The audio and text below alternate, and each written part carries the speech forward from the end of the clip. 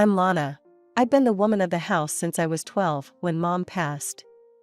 Dad did his best, but with little Jack needing so much, I stepped up big time. I never made it to college. Money was always tight, and dreams had to wait. Instead, I dove headfirst into work straight out of high school, landing a gig at a small ad agency. Jack's the brainy one, clever as they come. I scrimped and saved every dime I could to get him through college. He graduated top of his class, landed a job at some fancy trading company, and shot up the ranks like a rocket. Tonight, though, wasn't about Jack or bills or work. Tonight was about letting loose for once. My best friend, Mia, dragged me out to this swanky party downtown, said I needed to unplug and unwind.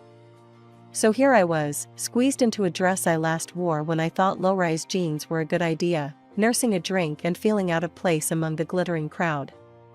Mia was off mingling, leaving me leaning against a wall, scanning the room. That's when I saw him, Lucas. He stood out, not just because he was ridiculously handsome, with that annoyingly perfect hair, but because he laughed like he meant it, eyes crinkling, head thrown back.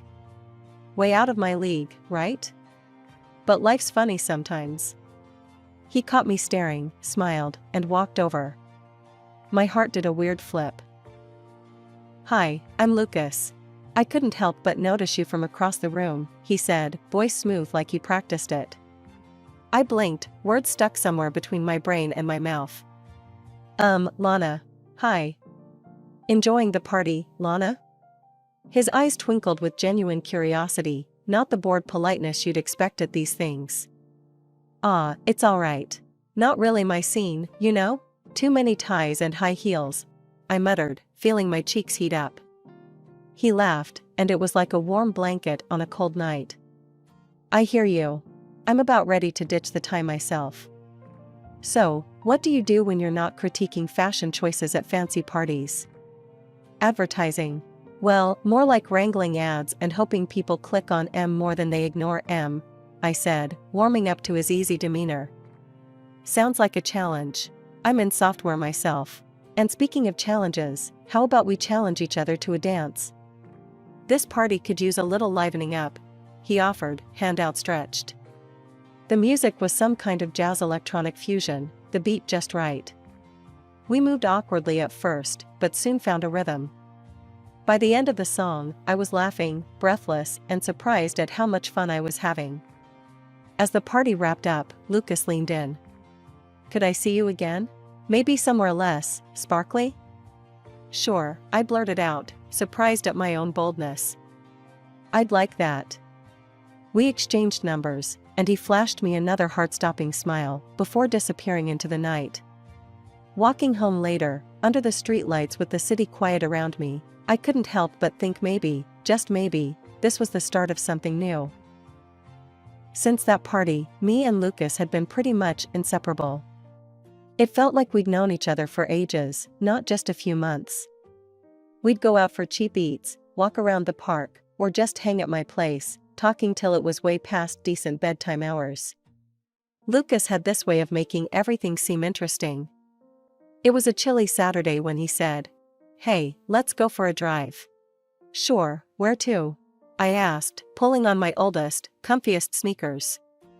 It's a surprise. Trust me, you'll like it, he winked, that grin plastered on his face that told me trouble in the best way possible. We drove out of the city, the buildings shrinking behind us. After about an hour, we ended up at this little lookout spot overlooking the river. The sun was just setting, turning the sky all sorts of crazy beautiful colors. Lucas led me to a secluded spot, pulled out a blanket from his car, and we just sat there, watching the light fade. You know, Lana, these past months with you, they've been the best, he started, his voice more serious than usual. I love being with you. You make everything better, and I can't imagine not having this, not having you. I didn't know what to say. I mean, I felt it too, but hearing it? That was something else.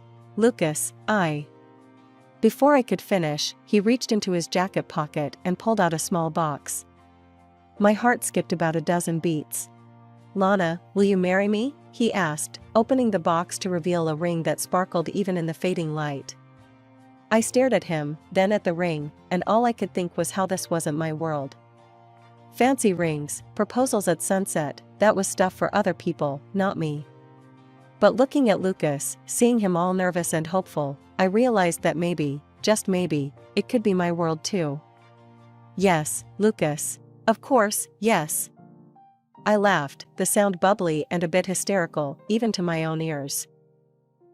He slid the ring on my finger, and we hugged, the world spinning around us like one of those cheesy movie scenes. But it didn't matter. It was real, it was ours, and it was just the beginning. Or so I thought.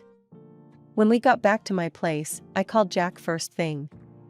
"Jack, you're not gonna believe this." "What? What's up?" His voice was alert, ready for anything. "Lucas proposed."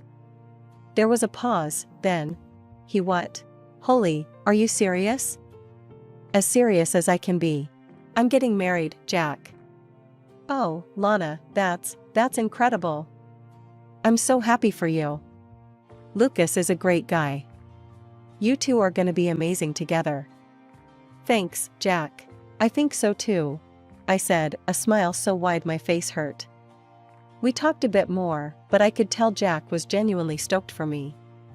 It felt good, having my little brother's blessing. It was supposed to be just dinner, but standing at the doorstep of Lucas's parents' house, it felt more like I was gearing up for battle. His mother, Mrs. Aldridge, answered the door with a plastered smile that didn't reach her eyes. "Lana, finally we meet," she said, her tone cool.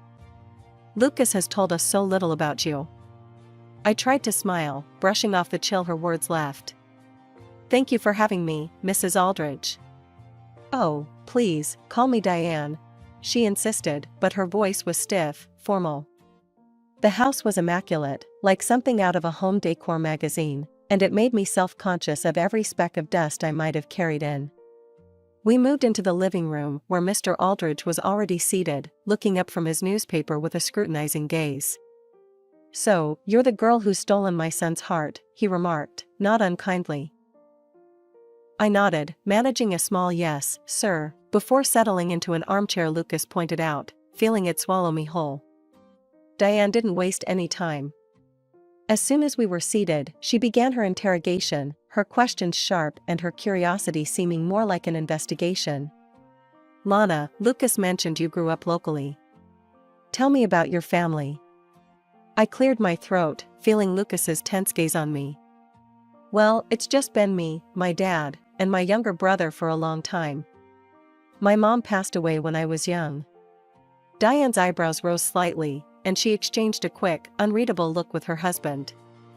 "I see. And without a mother, how did you manage the finer aspects of becoming a lady?" Her question stung, its implication clear, but I kept my composure. "My dad did his best, and I learned to handle things myself. It made me independent, strong." Diane murmured, glancing up as if assessing this information. She then continued, "And your education? Lucas mentioned you didn't go to college?" I nodded, feeling the old familiar pang of inadequacy. "Yes, I went straight into work after high school. I built a career in advertising from the ground up." Diane's smile thinned. "Fascinating. And here I thought Lucas would marry a woman of educational standing." Her tone was polite, but the underlying criticism was palpable. Diane turned to call for a servant. "A glass of water, please." She turned back to me, popping a pill into her mouth as soon as the water was handed to her. I sometimes need a little something to help me digest, surprises. The dinner progressed painfully. Each course served was like another round in an unspoken contest I didn't sign up for. Lucas tried to change the topic to lighter subjects, but his attempts fell flat as his father suddenly dropped a bombshell. "Tell me, Lana," Mr. Aldridge said, his voice carrying across the table. "Is there perhaps another reason for this rushed engagement? You aren't expecting, are you?" My face heated up at the blunt question. "No, sir," I replied, my voice a mix of shock and indignation. "It's not like that at all. As dinner wrapped up, I felt defeated, the weight of their judgments pressing down on me. I looked to Lucas for support, but he was preoccupied, his attention more on his phone than the conversation.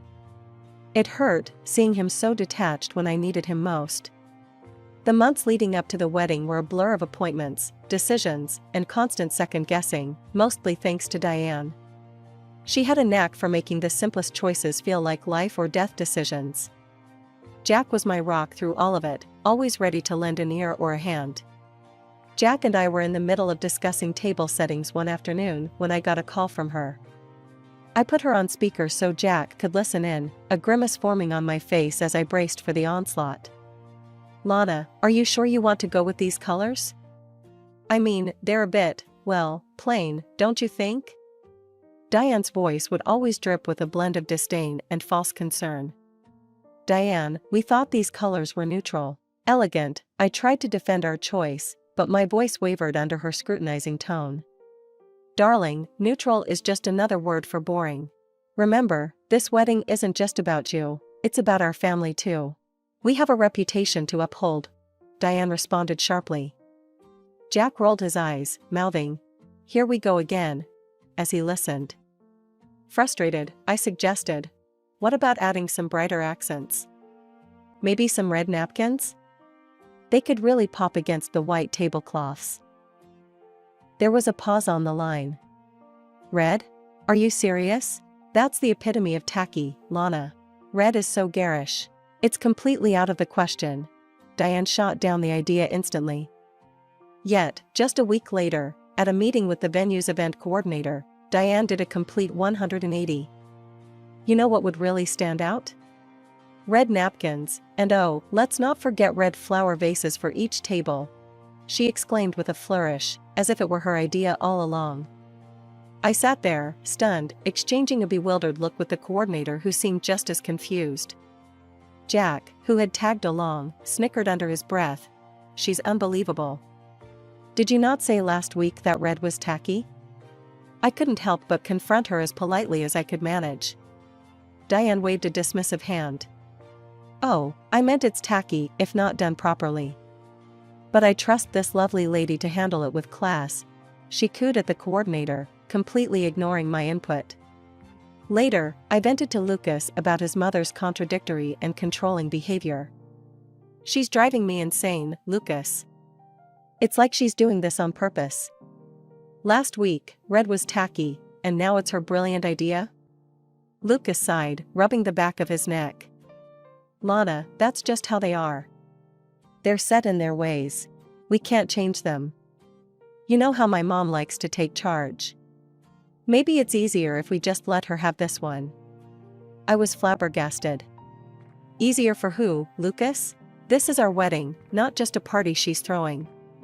He didn't have an answer for that, just a shrug and a helpless look that said he was as caught in the middle as I felt. The morning of my wedding, the air buzzed with a mixture of excitement and nerves. I stood in front of the mirror, adjusting the delicate lace of my dress, the fabric falling perfectly just how I'd always imagined. My dad knocked gently on the door, poking his head in. "Ready, Lana?" he asked, his eyes misty. I took a deep breath, smoothing down my dress one last time. "As I'll ever be, Dad." He offered his arm, and I took it, feeling the weight of the moment settle over me. We walked together, the sound of our steps mingling with the soft music that filled the air. As we emerged, the sight of friends and family all turned to watch us approach filled me with a warmth I hadn't expected.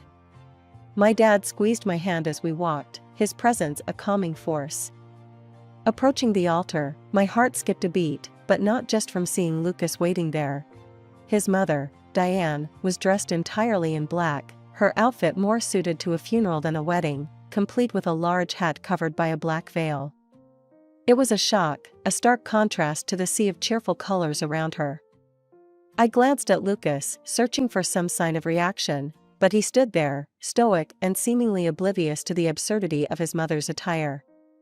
We reached the altar, and Dad handed me over to Lucas with a tearful smile. I hugged him tightly, whispering a thank you that caught in my throat as emotions threatened to spill over. The ceremony proceeded, and it came time for the speeches. I took a deep breath, turning to address the gathering, my hands shaking slightly as I held my notes. I want to start by thanking my dad, I began, my voice strong, despite the shaking. Dad, you raised Jack and me on your own, sacrificing so much to give us a life full of love and laughter. You taught us the value of hard work and the importance of sticking together. A murmur of agreement rippled through the crowd, and I saw Dad wiping away tears, his chest swelling with pride. I also want to thank Lucas's parents, Diane and Michael, for raising such a wonderful man, I continued, turning towards them with a respectful nod. Lucas is kind, intelligent, and caring, qualities that are a direct reflection of both of you. As I spoke these words, Diane's sobbing became louder, her cries theatrical as she lamented. Today is a day of mourning. I have lost my son to this unworthy woman. The crowd shifted uncomfortably, the tension thick in the air. Lucas, face flushing red, stepped up to speak next, his mother's sobs still echoing around us. I want to thank my parents for everything, Lucas began, his voice steady but his eyes avoiding mine.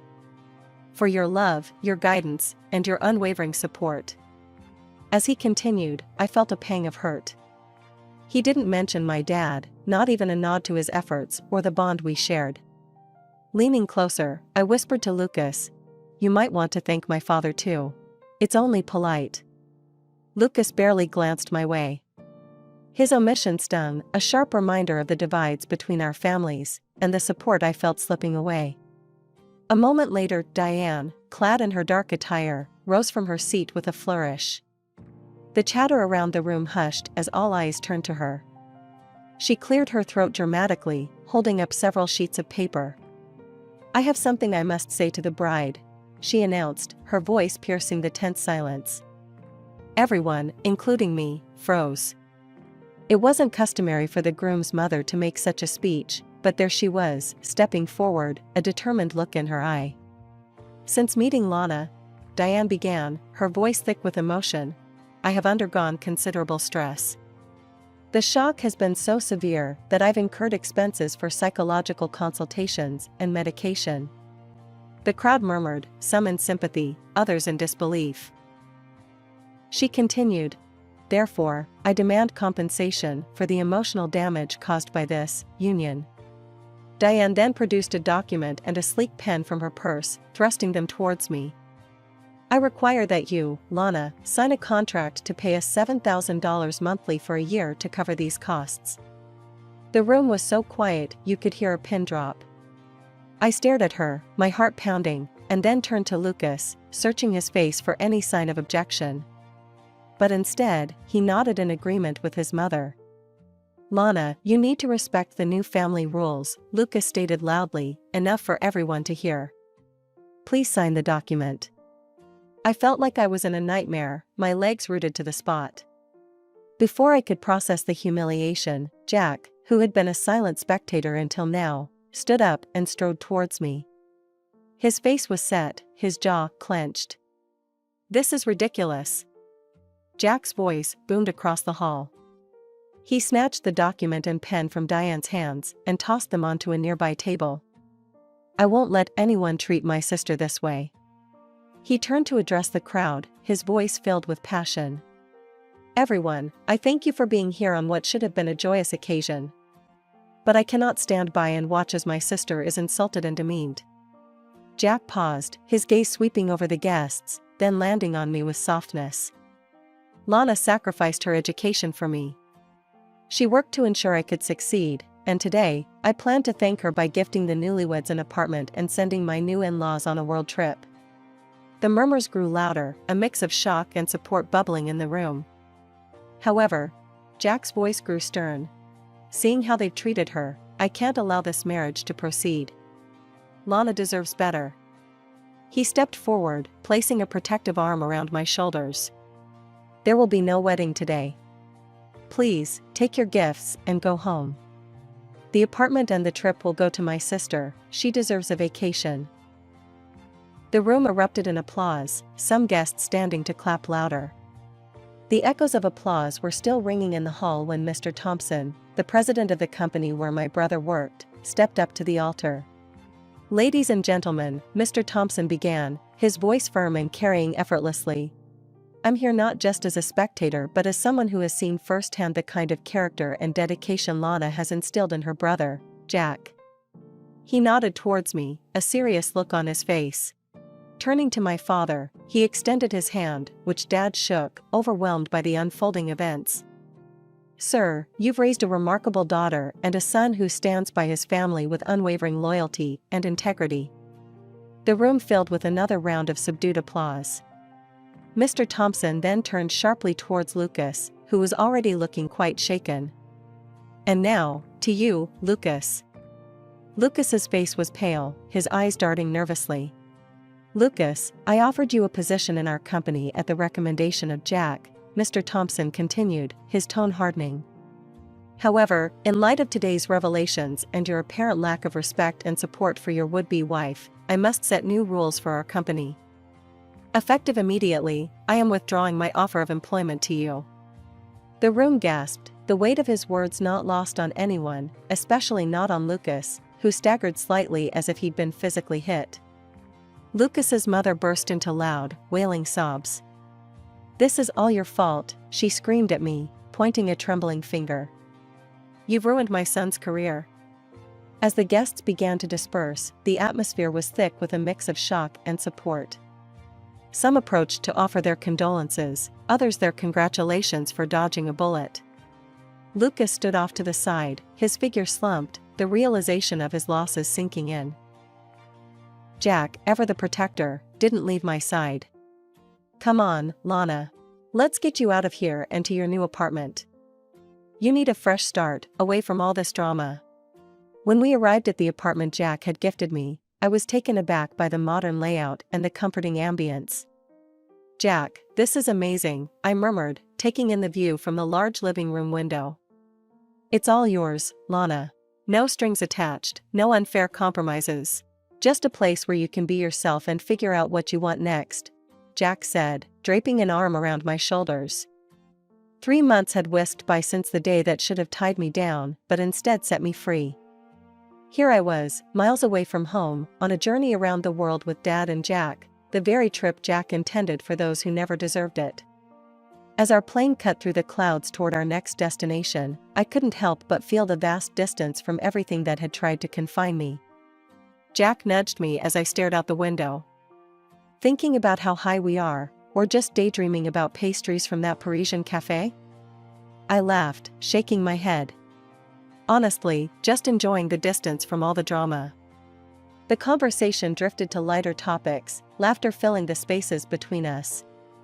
But amidst the casual banter, my thoughts sometimes drifted back to Lucas and his mother. Word had it that Lucas turned into a pariah in the business world, doors slamming shut as his reputation tanked, thanks to his own actions and his mother's antics. And Diane, once a social butterfly, found herself shunned, her schemes and demands at the wedding reaching legendary status among her circles. It was a fitting end to their saga, one might think, but I seldom let my mind linger there. Instead, I focused on the journey. It was on a sandy beach in Thailand, watching the sunset paint the sky with strokes of orange and pink, when I met Alan. He was there with his little daughter, Mia, building a sandcastle near where Dad, Jack, and I were lounging. Mia came bounding over to us with a shell in her hand, offering it to me with a shy smile. This is pretty, thank you. What's your name? I asked her. I'm Mia. That's my daddy. She pointed to Alan, who was now walking towards us, a friendly grin on his face.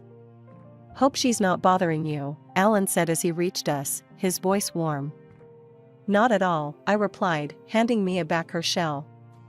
We were just admiring her shell collection. Alan sat down with us, and we started chatting. He was from Australia, a widower taking some time to travel the world with his daughter. As days turned into weeks, our paths crossed often, between guided tours and hotel stays. Alan and I found ourselves sharing stories over coffee while Mia and Jack concocted sandcastles and adventures. It was easy, comfortable, and something about him felt like home. One evening, as we watched the sunset, Alan turned to me. Lana, I know this trip is a reset for you, but when we get back, would you want to maybe see where this could go? I looked at him, at the honest hope in his eyes, and felt a surge of warmth. I'd like that, Alan. Let's see where it goes. As the trip neared its end, my heart was full. Not just from the adventures and the break from my past life, but from the possibility of a new beginning. With each country we left behind, I felt less of the old ties that bound me and more of the new connections that beckoned.